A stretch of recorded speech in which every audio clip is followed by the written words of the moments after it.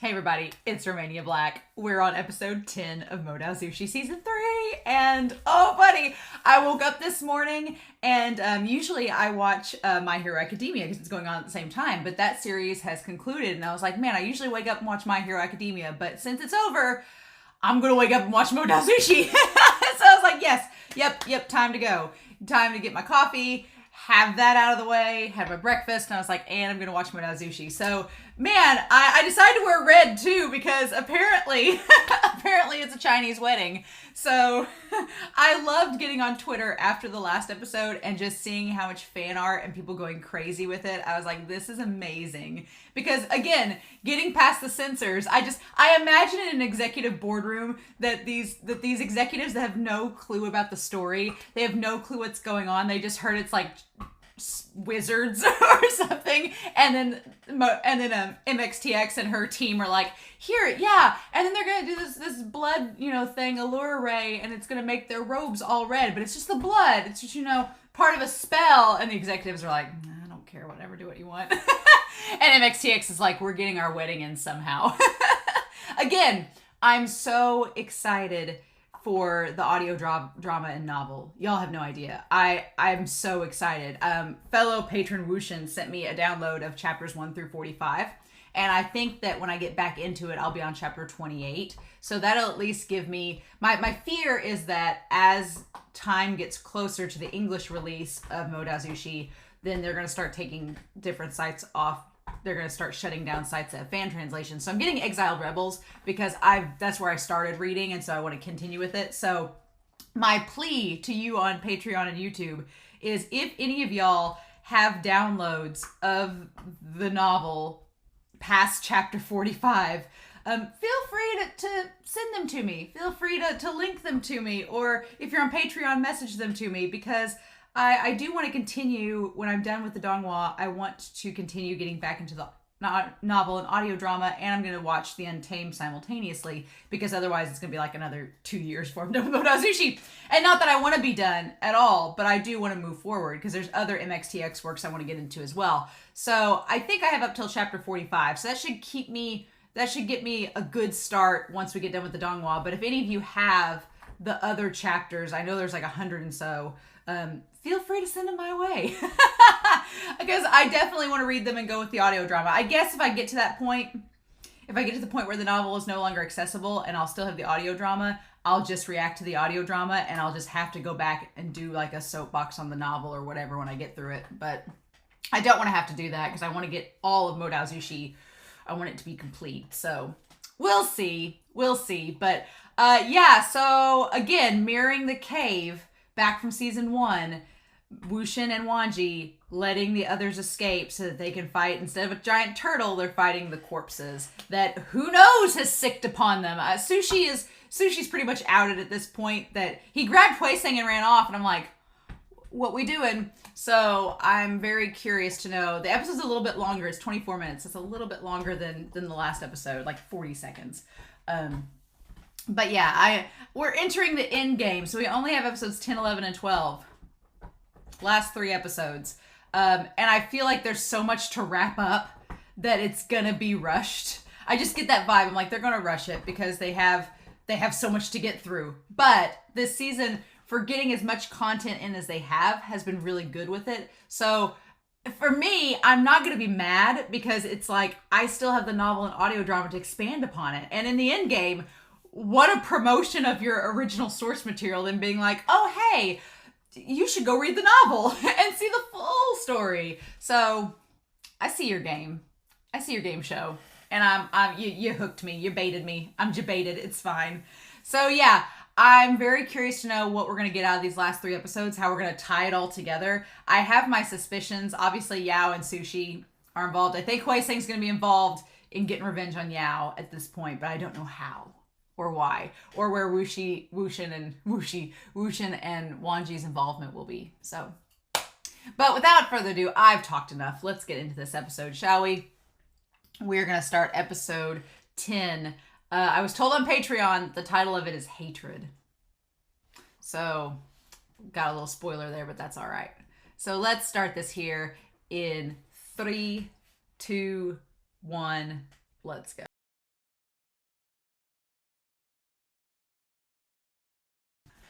Oh.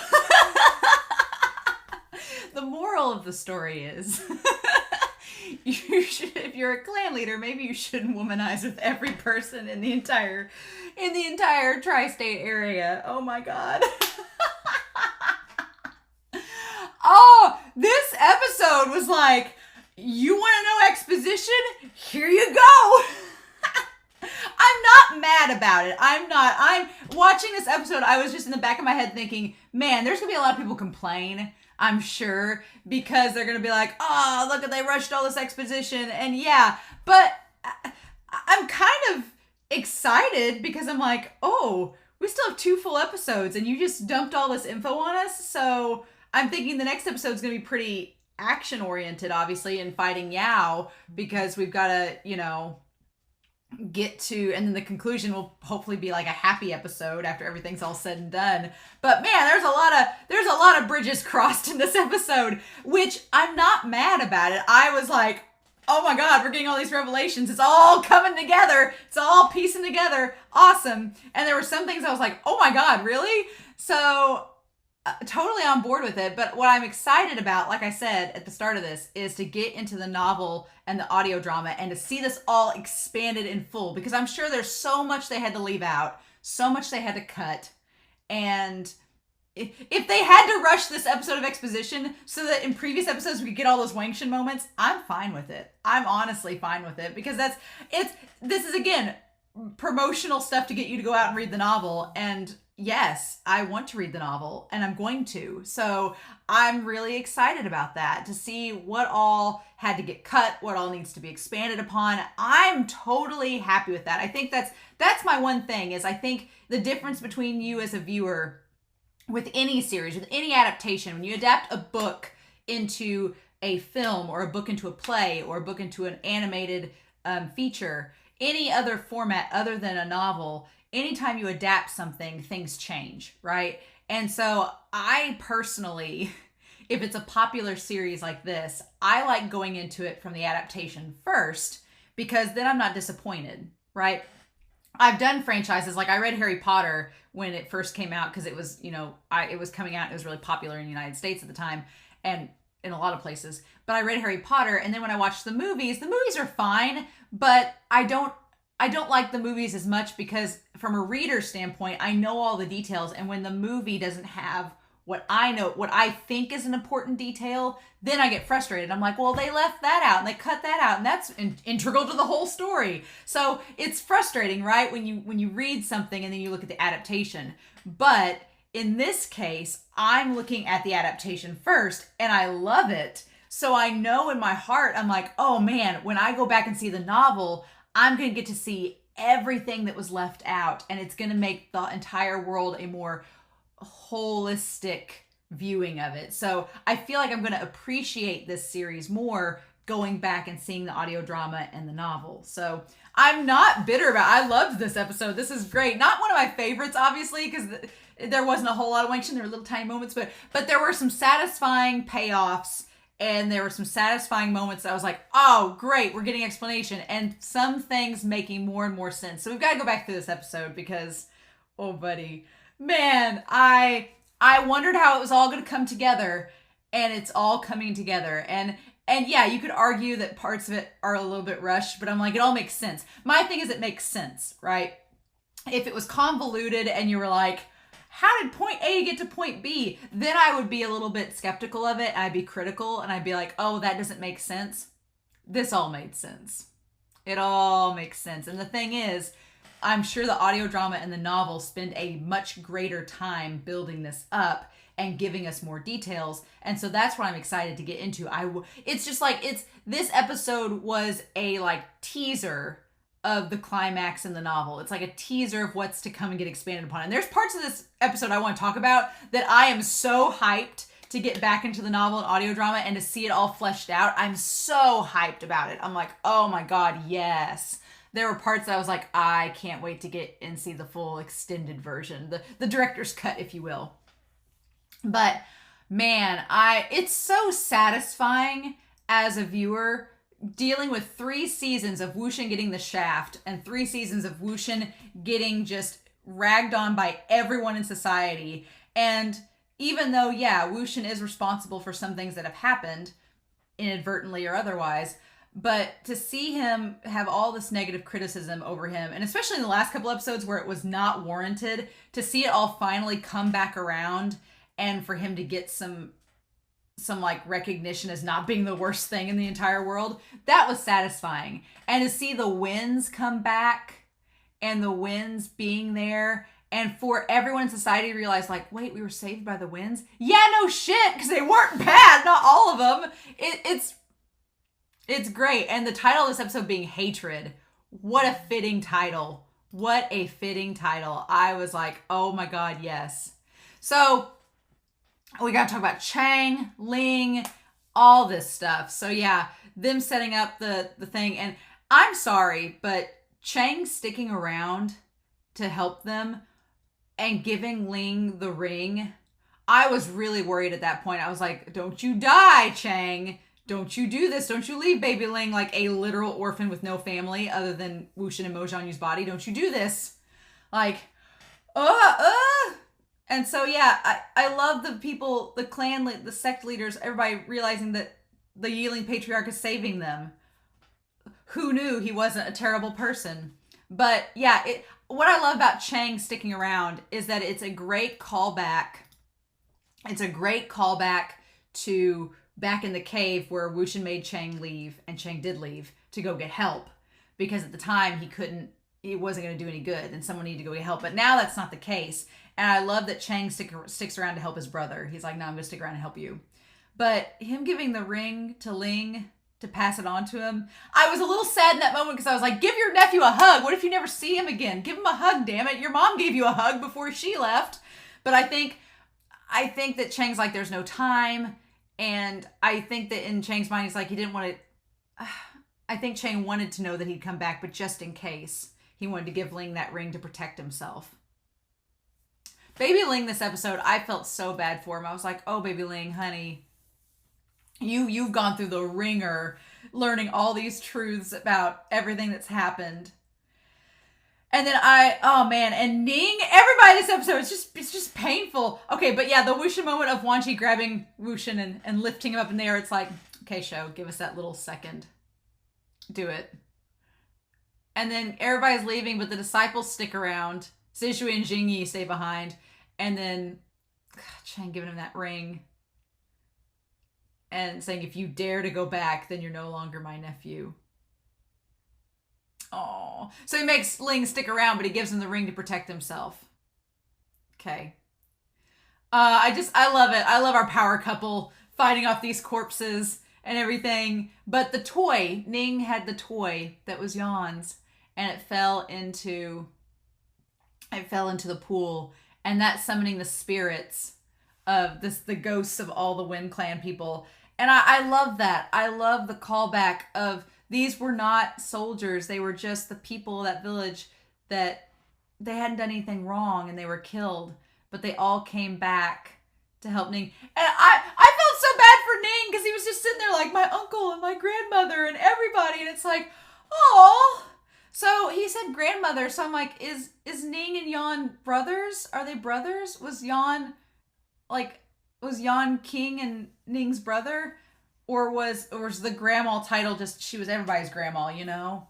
Oh man. And Wuxian realizing who it was. And Sizhui realizing, Sizhui, oh man, that's what I want explanation about. There's a couple of things where the emotional beat of the winds showing up didn't punch as hard because it happened so fast.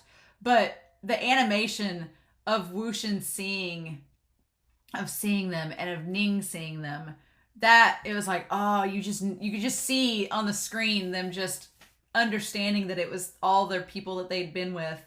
And Sizhui, the grandmother giving Sizhui the toy and being like, Yan. Here's the thing. Sizhui's going to be going through some identity crisis, right? Being like, what? If I want anything out of the end of this season in the last 2 episodes, I want us to get confirmation about Sizhui. And I don't know if we're going to get that or not. I don't know if the show is going to give us confirmation that Sizhui is Yan. And that's why I want to read the novel and the audio drama, because I'm like, I want that confirmed. I I need to know what's happening. And the animation on Sizhui this episode was so good. Like his surprise and everything. And her giving him the toy back. Saying yawn. And him just being like, oh my God. And she just gave him the toy. And then I like Ning's little thing of, is it you? And he wasn't talking about Yan specifically. He was talking about all of them. But our poor cinnamon roll zombie, Ning, oh my God. I just want to give Ning a hug. And Wushin a hug in this moment. Because it's like all of them turning and thanking. Like when Wanji and Wushin thanked them, it was like, oh, but then when they turned back and they were all thanking them too. It was so sweet. I imagine in the audio drama in the novel, it's just going to be that much more compounded.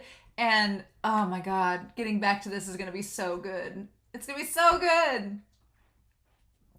And I love that. The animation in this episode was so good. Like, all the little micro expressions in this episode were so well done. The exposition may have been all at once, but the animation took its time to do the tiniest little expressions, the tiniest little things that I love in this episode.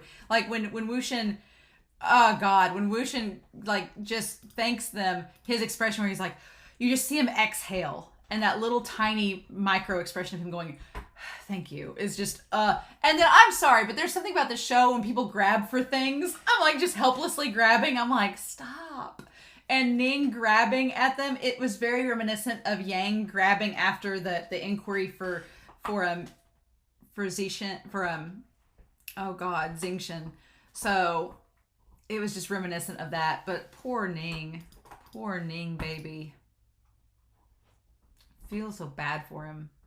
And you could tell Jingyi and Sizhui. And Sizhui holding the toy. Wanji so took him in. Wanji so took him in. And made him a Land Clan member to protect him. And so then, yeah, all the people realizing that we were saved by the Yiling Patriarch in the winds. What an irony. And then poor Baby Ling. Baby Ling's like, this is atonement? Like, oh, how is this going to make up for my parents dying? He's like, do you think you can just make up for all your sins and get forgiveness for doing this? And you get totally where Ling is coming from. You totally get it. And Ning saying, if killing you will ease your pain, then do it. And I like that Ling is like, well then, what makes you think I won't? And Ning was totally ready to die at that point. Again. But I like that it's Sizhui who steps in. It's Sizhui who is Yan steps in to stop him. It's like, And then, yeah. And then here's the thing. This is the sad part, is that Ling is still holding on to all of this anger and guilt and frustration. And it's the people getting on to him. It's like these people were the ones blaming the Yiling Patriarch for everything 5 minutes ago. And now they've suddenly changed their tune and they're like, Ling, why don't you let it go? Man, you must be spoiled rotten by Cheng. And it's like, shut up, y'all. Y'all are the worst. Y'all are literally the worst. And they are the worst when they tell him that it's because this is what happens when you don't have any parents. It's like, how can he control that? And then Ling saying, this is my father's sword. I won't put it down. And, oh my God, it being Cheng's arm. And Cheng, like, looks around at all the other people like, shut the fuck up. But here's the thing. Ling gets a lot of his anger and frustration from Cheng's side, I'm sure. Even though Yanli was a literal saint, an angel, I mean, she's still Madame Yu's daughter. So Madame Yu is still Ling's grandmother and Cheng's mom. So Ling gets a little bit of his anger and frustration from that side of the family. And Cheng knows exactly what that feels like. And him putting the hand on the shoulder, it's like, and I wanted him in that moment to hug him, and he didn't, but they were saving it for later on. And Wushin's like, I didn't save you, ask forgiveness. He's like, not only will you remember what I did, but and I like that Wushin's saying, he's like, you guys are going to remember this day, but you also remember the past. He's like, I've not forgotten the past. And I know exactly what happened, what I did. He's like, I'm not going to forget it either. He's like, this doesn't change anything. It doesn't make up for all the bad that has happened in the past. He's like, I can't change that. It just is what it is. And it's like, and in that sense, him comforting Ling, being like, look, it's not going to be forgotten. And Cheng just, the animation on Ling and Cheng, oh my gosh. And then the guy that was crying over losing his person too.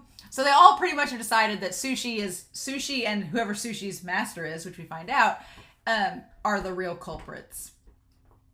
And then lo and behold, not Jishin, we're going to talk about that, but two other the land members come with, so Jishin left this woman from Tan City. Okay, so this was the thing from Tan City. So what we didn't see on screen, what happened off screen was that Jishin got kidnapped by Yao and Sushi. So that happened off screen, and Huiseng was taken to him conveniently.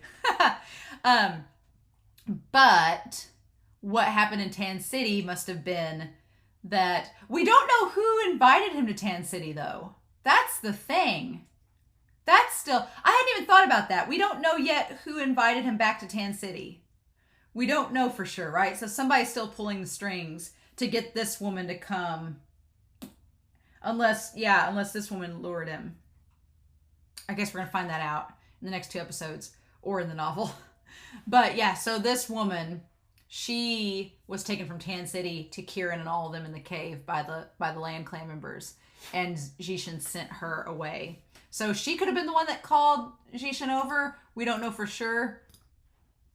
But yeah, so her with the robes, we were attacked along the way, and these are the remaining fragments of her soul. So then they did the inquiry. So I want to back that up just a second. Let me back up to a second. We were instructed by him to escort this lady from Tan City. Who is it? We don't know. There should have been another woman with us, but we were attacked along the way, and these are the remaining fragments of her soul. Okay, so there are 2 women that left, and one of them was killed, and this is what was left of her soul. So, interesting. And I like that all the people are like, what's happening? So, this is Fang Fei Palace. So yeah, so this is the palace. Where Daddy Jin was. This is the first scene that I cannot wait to be expanded upon. I'm hoping that it's expanded upon in the novel. I need it because this is amazing. But Daddy Jin has been one of my least liked characters in this entire series. I do not like old Daddy Jin. I cannot stand him. He is so arrogant and narcissistic, and he's the reason that Yao is the way that he is. In a lot of ways, if he had just accepted, we're going to get into Yao, because Yao's a whole mess this episode, but Daddy Jin is in large part responsible for Daddy Jin is the ultimate culprit in all this. He really is. Not only for everything he did against Yao, but the fact that he wanted the tiger amulet, that he did all these things and set all this stuff up to try to get it, that he was willing to frame Wuxian, that he was willing to pit Wuxian and Cheng against each other, and was so manipulative and snake-like with his words and rhetoric, and he is the main culprit. Old Daddy Jin is the worst. And that is why I love this scene, because they're like, what are all these old prostitutes doing here? And it's like, oh honey, these were Daddy Jin's lovers way back in the day. And then of course, Yang, and I like that Yang is there, and Yang's in the Jin robes, right? So it's like, I love that Yao busted Yang out and used Yang to help get revenge on him. And you see Yang, and at first I thought it was Jishin. At first I thought it was Yao, not Jishin. Yao, but he didn't have the dot on his head. And then he's like, listen up. I love this. Use your best skills to serve him, and you'll be greatly rewarded if you serve him well. And then, oh my God, this emaciated, scrawny, oh my God, him just like tied up on the bed. Oh, it's great. I'm like, man, because it had been hinted at in the novel, and he's tied up. I brought you the women that you most like, many of them. Are you pleased, Father? Oh, yeah. And so Yao's like, and it's not his mom, obviously, it's the other woman. Oh, because in the novel, they hint at that Daddy Jin died during the act of sex, that he died having sex. And it's like, what a fitting end to him. But now knowing all of this, and the possibility that Yao and Yang work together to orchestrate these old prostitutes coming in and basically killing him. Ooh, it's so fitting. It's like such a fitting end for his character. It's like, yeah, and him looking so weak and pitiful there, tied up. It's like, I want that to be. I'm hoping this is not a Donghua only thing, and that in the novel we do get expansion upon it, because I need it. I need to read it. I'm like, yeah. So yeah, that was, so Yao and Yang working together. Imagine that. And then I like that everybody's like, well, that's still his father. How could Yao do such an unspeakable thing? And then Wushin's like, and then the woman's like, I'm not a prostitute. I love that they're like, is this woman a prostitute too? And she's like, no. I love that this woman, that is Madam Kin Su's maid, is like, excuse me, I'm not a prostitute. I'm a maid, damn it. I love it. These townspeople never change. But yeah, so she's the maid. Bikao. Okay, Bikao. And she's like, Yao killed his wife and his son. And they're like, oh, really? Spill the tea, madam. And so here's the thing. And this is like getting into some Game of Thrones level of what Moshan Yu hitting on his brother now doesn't seem that far-fetched, right? This family has some issues.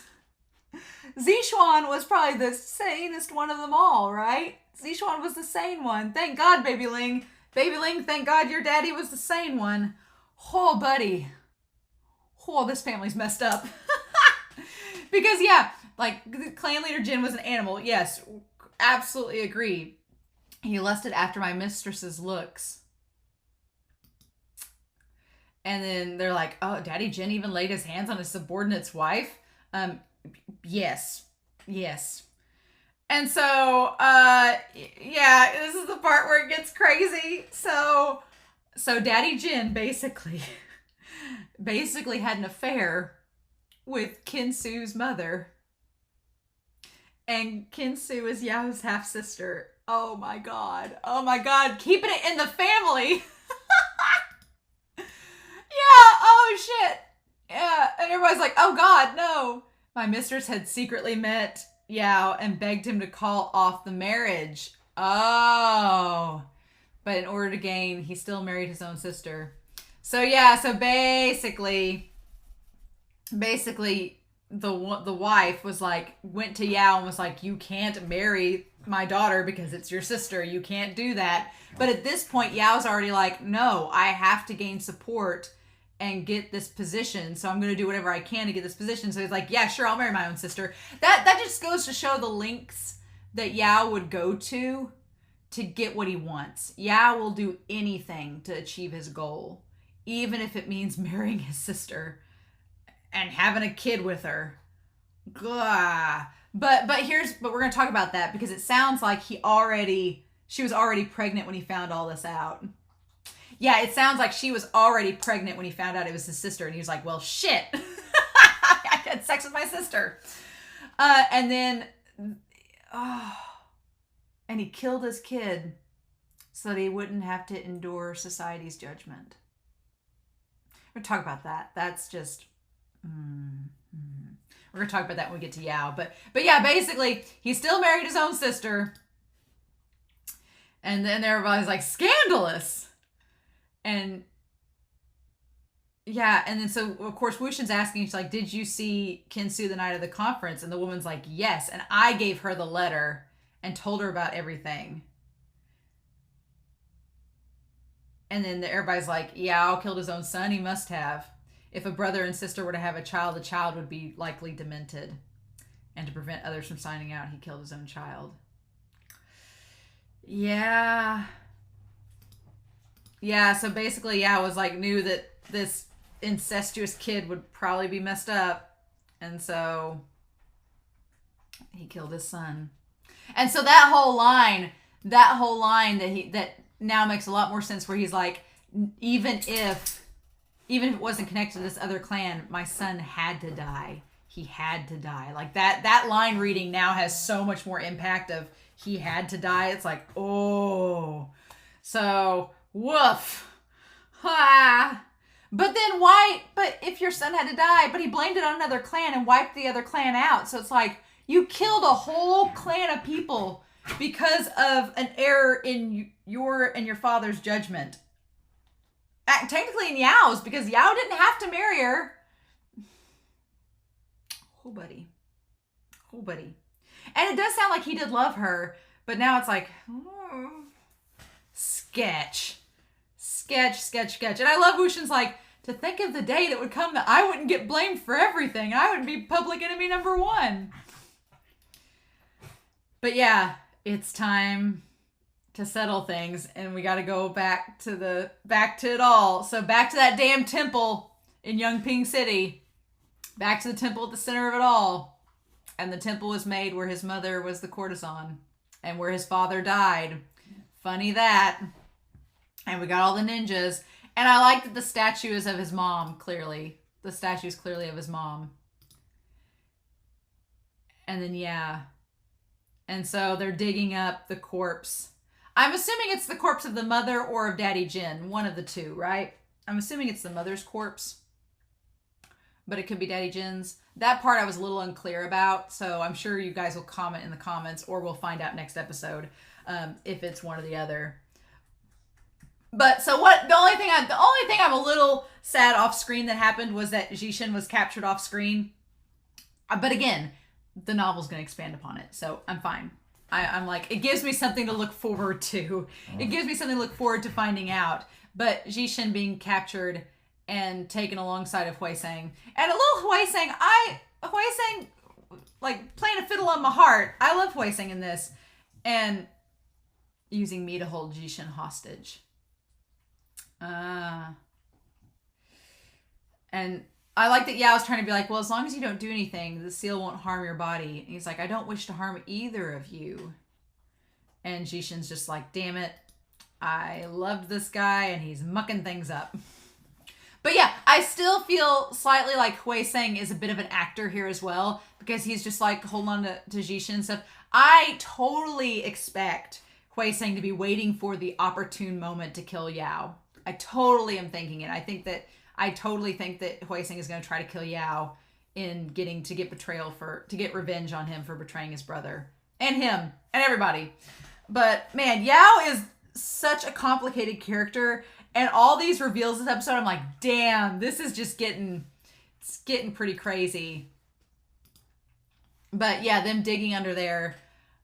And so here's the thing. Again, we're getting into... So they said the brother Mingshu's head is gone, but he doesn't know where it's at. So, is he telling Sushi that because Sushi wasn't around in the moment to know that? Or does he really not know where Mingshu's head is? But here's the thing. And in that moment, Jishin like clenches his fist. So my question is, what happened off screen? Because Jishin said he was going to do the dark music on himself, the tune, to see if Yao had indeed betrayed them.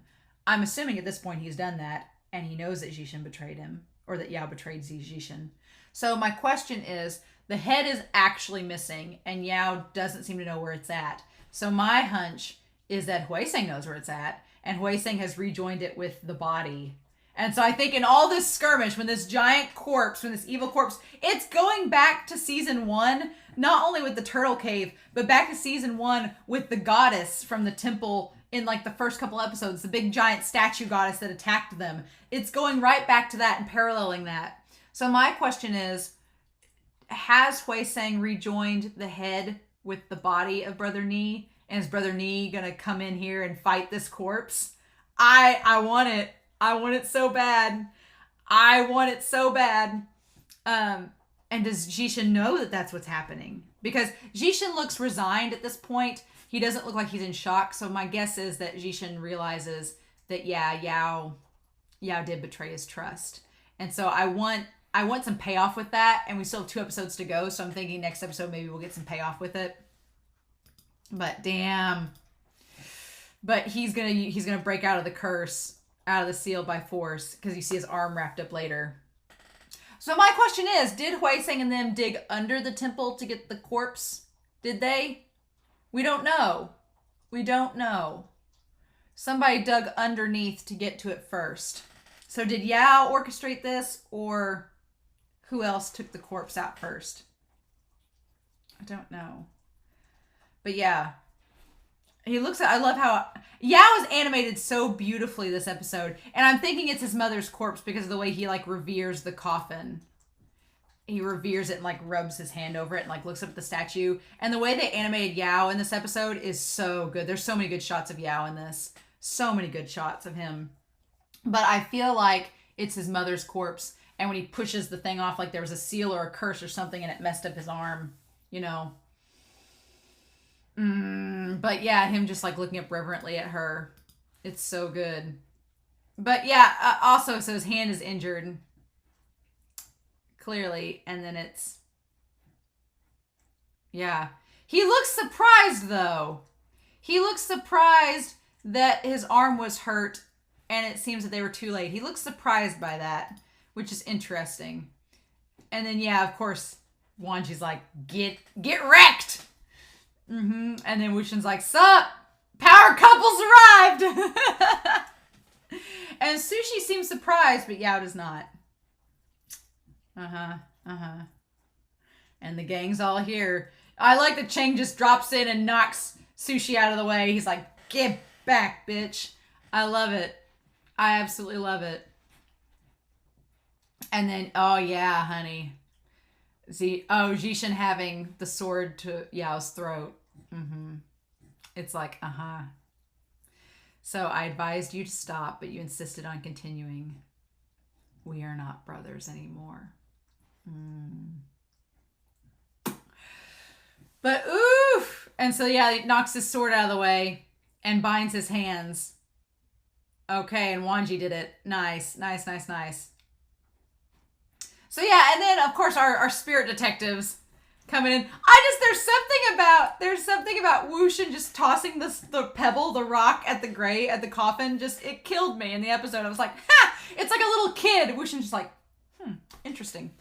Yeah, I just love how Wushin breaks everything down. Someone dug from underneath and removed what was inside the coffin. What exactly was inside of the coffin? And then Yao's like, about that. Like he's thinking. I love that it looks like Yao's pondering, like, what do I say? How do I say it? I absolutely love it. So it's like Yao is like in his mind trying to process his next move. He's like, And so then Wanji says, so what did he say there? I need to go back. So this is where it gets all crazy. Wanji basically says, so let me ask you this. Was it you or your dad's idea to put the curse on the uncle and frame Wushin? And then Sushi chimes in. He chuckles about it. And he's like, don't get in over your head now, Wanji. I put the curse on him because I wanted to. You arrogant people like you and Zishin. I'll kill every one of you. Yeah. And so, yeah, we all go back to him. And so, yeah. So the uncle. So it was Sushi that cursed the guy to begin with. The guy that we saw way back at the beginning of season 2. The uncle that was beheaded.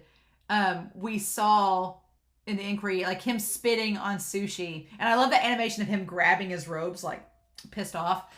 So yeah, so Sushi was the one to curse him, not Yao, not them. So I'm assuming that I still don't know, during the night of the siege at the Night City, if it was him or Yao or who was doing all that. And then this part killed me, where Wushin was like, so all of this, because of someone like you, someone so insignificant, because of a ridiculous reason, all of this happened. Like, so at first Wushin's like, so I was blamed for so much stuff because you had a grudge against these guys? That was it? But then Yao chimes in, he's like, nah, it's not that simple. He's like, do you honestly think that without the 100 Holes curse, the massacre wouldn't have happened? Without the spirit lore, that they wouldn't have died, your sister and brother-in-law? Then you are mistaken. And so this is where Yao's like, let me reveal my dastardly plan. So I like that Yao gets a little jealous. He's like, oh, don't be giving this nobody over here all the credit. He's like, don't be giving Sushi all the credit. I've been behind a lot of this. And so the animation on Wushin, putting it in a nicer way, you're someone who's chivalrous and you get into trouble everywhere you go. Getting into a dispute with your marital brother and becoming the public enemy was bound to happen. And then Wushin's like, yeah, sure. Okay. And you could just tell that look on his face. He's like, yeah, you keep thinking that. Go ahead. Keep telling everything that you know. And then Yao being like, that's why someone like you is destined to be short-lived. And Cheng, oh, you're the one who's short-lived. I love that. He's like, you're the one. And then he says the line, you son of a prostitute. And that's, because that's Yao's entire thing, is that from day one, Yao wasn't given a chance because of his status at birth. Yao was never given a chance by his father because of his mother's status. And the fact that everyone judged his mother, despite her being, I'm assuming, kind and a kind, good person to Yao, everyone judged her just because of that. It's like, oh. And that's the trigger for Yao. And then he's like, oh, she's like, Cheng, calm down. It's like, you're only reacting like this because you just found out that your senior had been framed and he saved you today. And I love that Wanji steps in front of Wushin, like, to like, be like, hey, man, you okay? Like, I love that he steps in front of Wushin to try to, like, be with him. It's like, ah. And he's like, recalling all those things you did those years ago. This scene, that prideful heart of yours suddenly felt a tinge of guilt. The scene where he slowly removes Cheng's hand with that smile and that voice acting. Oh, Yao's voice actor is amazing in this episode. Amazing. Because he goes through all these ranges of emotions, like from anger to pride to spite to fury to sadness. Like it's a full-blown range of emotions. It's like, oh my God. But that, because he's tying back, he's like, oh, he's like, Cheng, he's like, are you feeling guilty now because you had it all wrong this whole time and you let your pride and ego get the best of you?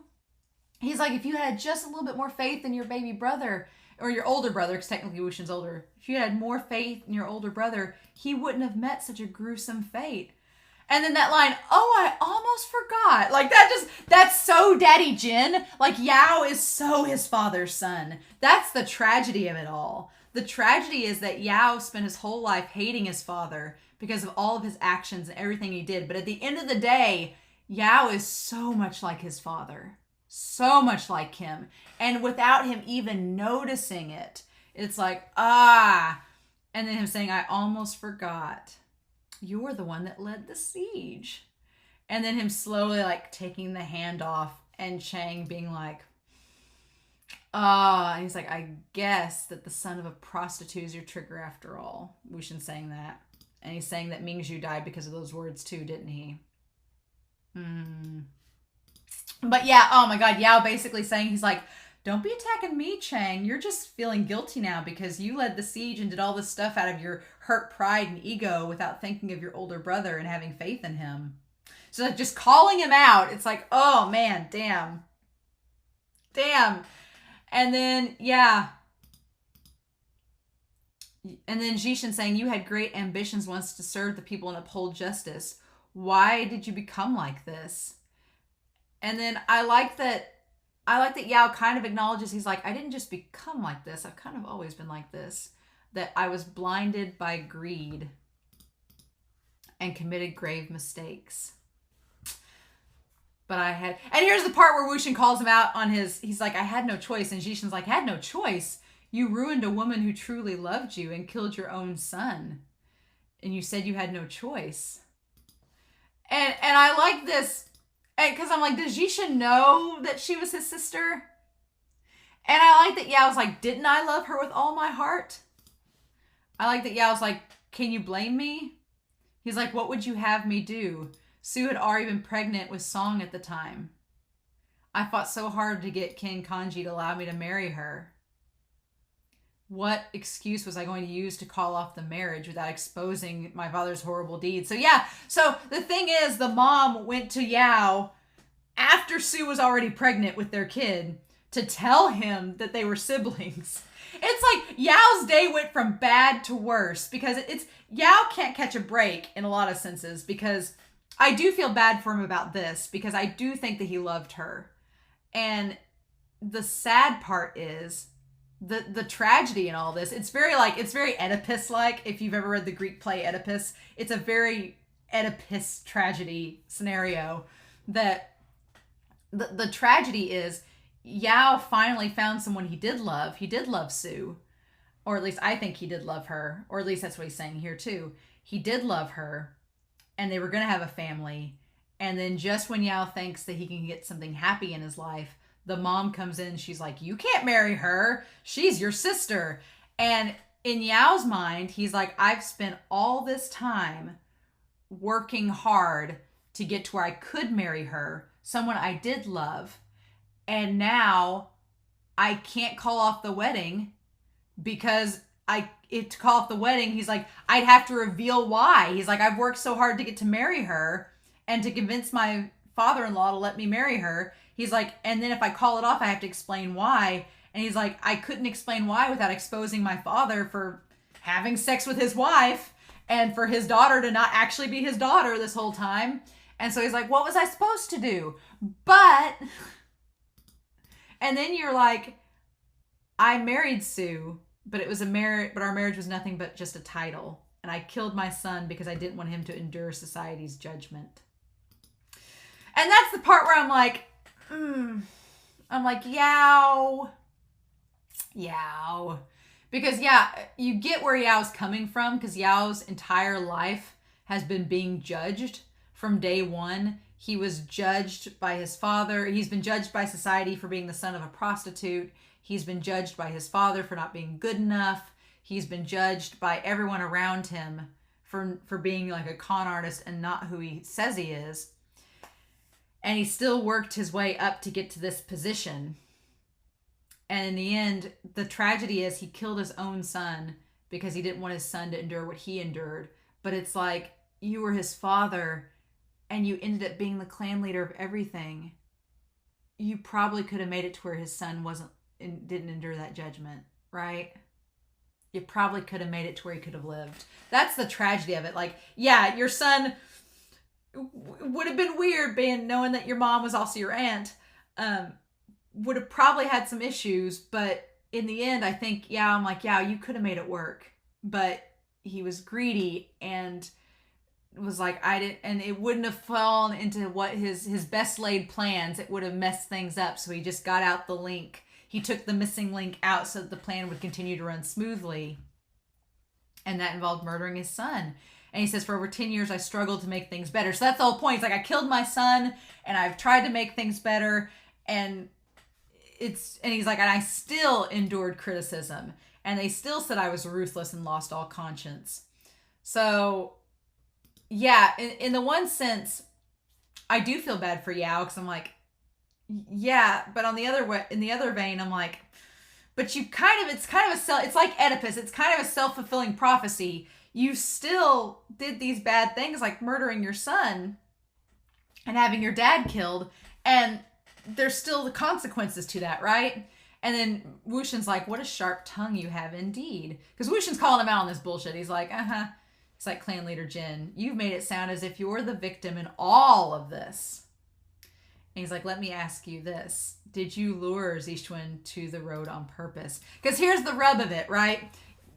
I think Yao is a victim in some senses of the word because Yao can't help it that his mother was ridiculed and he can't help it that Daddy Jin was an absolute asshole and never gave him any recognition. That sucks. And he can't help it that he tried to find happiness with Sue only to find out she was his sister. He can't help Daddy Jin's actions. Like, Daddy Jin ruined a lot of things for Yao. And that part he can't help. But Wuxian points out, he's like, you act like you're a victim in all of this. But there are some things that you orchestrated that you didn't have to do. Like, you didn't have to kill your son. You get where he's coming from, but you didn't have to kill him. And then the whole thing with Sizhui. He's like, did you orchestrate all that? And then he's like, yes. And baby Ling, that clenched fist when Ling finally figures out that Wuxian was not responsible entirely for the death. It was Yao too. It was mainly Yao. Yeah, he's like, Daddy Jin wanted to frame the Yiling patriarch to get the tiger amulet. How could I be the only one to do such a dangerous task? I only wanted Zishuan to suffer a little. And so that's the thing. He's like, I just wanted Zishuan to suffer a little bit. I just wanted him to get into a little bit of trouble. I didn't know you were going to kill him. So he tries to pin it back on Wushan and make it. But then we know that the tiger amulet and the array and everything made Ning go crazy. So it wasn't entirely Wushan's fault. And then Cheng realizing, and then the micro expressions. When Ling speaks up, Cheng looks around. If you pause it right at that expression, Cheng's like, why are you here? Like, you just see the concern and worry on Cheng's face. Cheng this episode, man. But yeah, Ling finally gets over there, and Cheng is trying to get him to stay away. And then Ling's like, why would you do that? And Yao's like, why? And he's like, you tell me, Ling. And here's the sad thing. I didn't realize this, but Yao and Zishuan were born on the same day. 2 sons born on the same day. Zishuan should celebrate the birth of one and have his men kick the other down the stairs and kill those you have a grudge against. And then Cheng's like, well, kill those you have a grudge against, but why Zishuan? He's like, as you can see, I killed all of them. I had expectations, of my father. No matter how foolish it was, no matter how hated I would be, I would obey regardless. So, I mean, Yao clearly is jealous of Zishuan because Zishuan was the legitimate son, the heir of Daddy Jin from Madame Jin, and happened to be born the same day as, what that implies? That implies that Daddy Jin got it on with Zishuan's mom, and then went to Yao's mom the same day. What? Daddy Jin, oh my God, why? Why are you so messed up? Like, that's what's implying. It's like same day. He's like, and then him, and the fact that Yao and Zishuan were born on the same day, but Zishuan was the one, because he was the legitimate heir, was the one celebrated and put in charge. And then the idea of Yao being kicked down the stairs. Them being the same age and not getting the same treatment. And then he's like, I killed everyone that I was told to. I did everything and obeyed regardless to try to get in his father's good graces.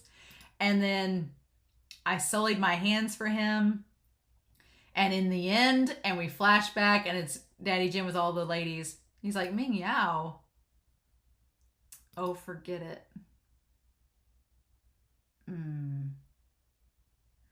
And that face that Yao makes when he looks back, and it's like his face, like he looks so much like his father, but his face just being so like crestfallen and mad. Where he's like, these are all the words I was worth to him. Oh, forget it. That is sad.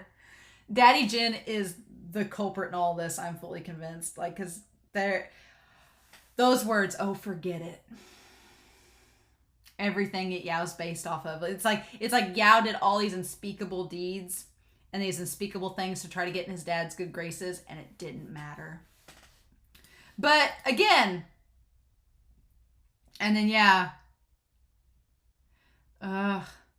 my poor mother. She waited for him all those years, from when she was young until her hair had turned gray. And then he's like, Jishin, you want to know what was inside this coffin, didn't you? And it's the mom. I know I've made grave mistakes. Now I just want to go to... What did he say? I just want to go to Dongjing with my mother and spend the rest of my life repenting in seclusion. So, Dongji, that's where the dark music's from, isn't it? Oh! Because he said that she knew that she taught him how to play from an early age. So she knew the dark music too. So, right? So she learned from her. And then he could twist Jishin's song. So again, and saying that, Wushin's like, yeah, you're not entirely innocent in all this. Yeah, you're giving a lot away. And then, and Jishin's like, what's the point of saying all this now? And he's like, I can't help but to seek pity after doing all the bad things. That's the kind of person that I am.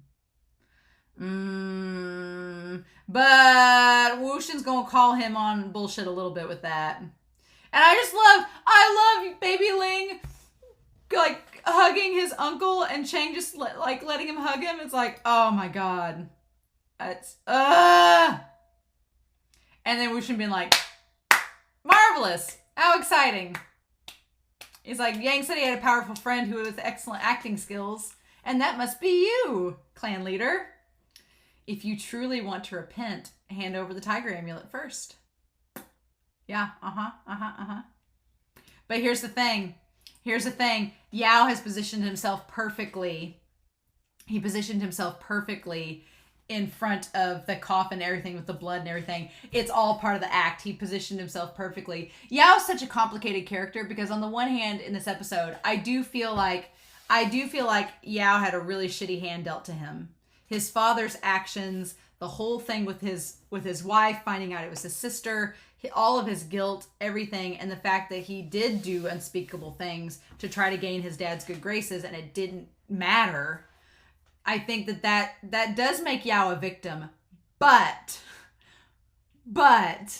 there's so much that Yao has done that he didn't have to do that does not make him a victim. It's like he did a lot of things that were not necessary except for his own self-gain.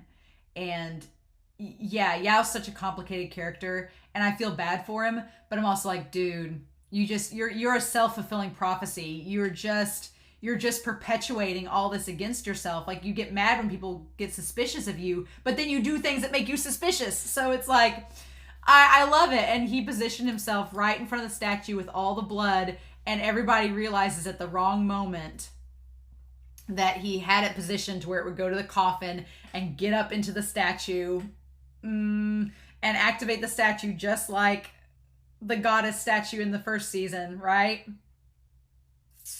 And then starting the array, everything. Oh my god. And Sushi's like, y'all screwed now. But I'm telling you, we haven't seen Mingshu's head, and I think Hui Seng's onto something. I really do.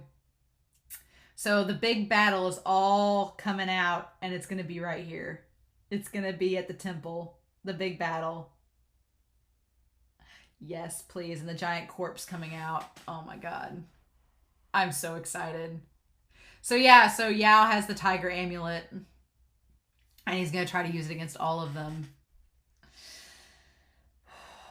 It's like, yeah, you're a good cultivator, but you're not the grandmaster. Damn, but him with that amulet. Oh my god.